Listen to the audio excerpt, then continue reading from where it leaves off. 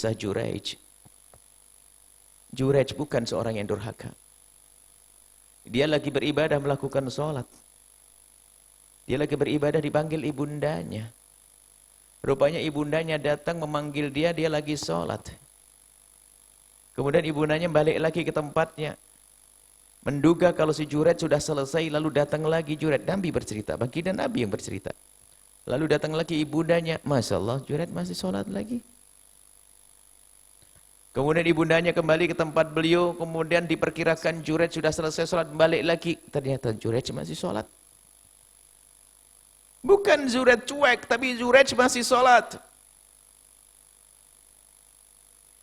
Hanya dia tidak membatalkan sholatnya, kemudian menyapa orang tuanya, atau setelah salam kemudian nemui orang tuanya sebentar, tidak, dia melanjutkan sholatnya lagi. Mungkin harapan dia sudah berjanji akan menyelesaikan sholat 10 rakaat, mungkin 2, mungkin seperti itu.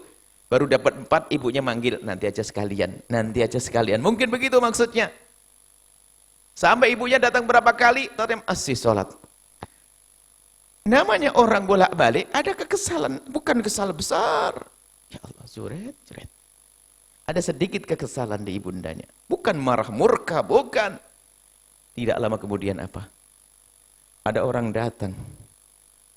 Orang datang ke masyarakat, orang kampung datang, menangkap Juraij dan tempat ibadahnya dihancurkan. Karena ada seorang wanita yang tiba-tiba perutnya sudah ada isinya dan berkata, aku telah dizinai oleh Juraij. Orang tidak mau tahu, langsung naik pitam, gelap mata, dihajar Juraij, dipukuli Juraij, dihancurkan tempat ibadahnya Juraij. Juraij tidak ngerti apa-apa. Saya tidak melakukan, enggak, ini perempuan yang ngomong kalau engkau yang berbuat kepadanya. Juraij bingung, saya tidak ada yang bisa jadi saksi. Juraij nggak ada orang di situ, Juraij nggak bisa ngomong apa-apa. Bukan seorang bayi yang punya perut, seorang ibu membawa bayi kecil dan berkata, ini anaknya Juraij, yang menghamiliku adalah Juraij ini.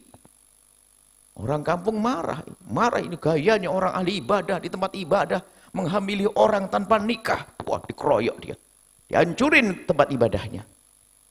Juraij kebingungan, tidak bisa ngomong apa-apa. Akhirnya didekatkan anaknya itu, ini anakmu. Tiba-tiba sang bayi berkata, bukan. Yang berbuat dengan ibuku bukan Juraij, yang berbuat dengan ibuku adalah pengembala kambing yang ada di sana. Ini termasuk bayi yang bisa berbicara di masa kecilnya adalah ini. Langsung orang kaget dan menyesal dan minta maaf kepada Juraij, lalu Juraij dibangunkan kembali tempat ibadahnya. Lihat. Juraij nggak salah dipukulin, gara-gara apa? Cuek sama ibunya. Padahal dia tidak menzinai, juga tidak melakukan, tapi dihukum oleh Allah, padahal dia beribadah. Ayo, hati-hati. Orang tua ini, padahal cuman dia dalam keadaan sholat, lupa. Tidak langsung menyapa ibundanya, Allah kirim hukuman. Allah kirim hukuman, tempat ibadahnya dihancurkan, dia dipukulin. Biarpun pada akhirnya ada karomah, sang bayi berbicara. Dibebaskan oleh Allah. Peringatan, awas, hati-hati ibundamu. Sehingga di dalam bab fikih kita itu, kalau kita melakukan sholat sunnah, kalau dipanggil ibunda kita, boleh kita batalin. Lagi puasa sunnah, ibunda kita ngajak makan bersama makan. Ibundamu, ayahandamu, hati-hati.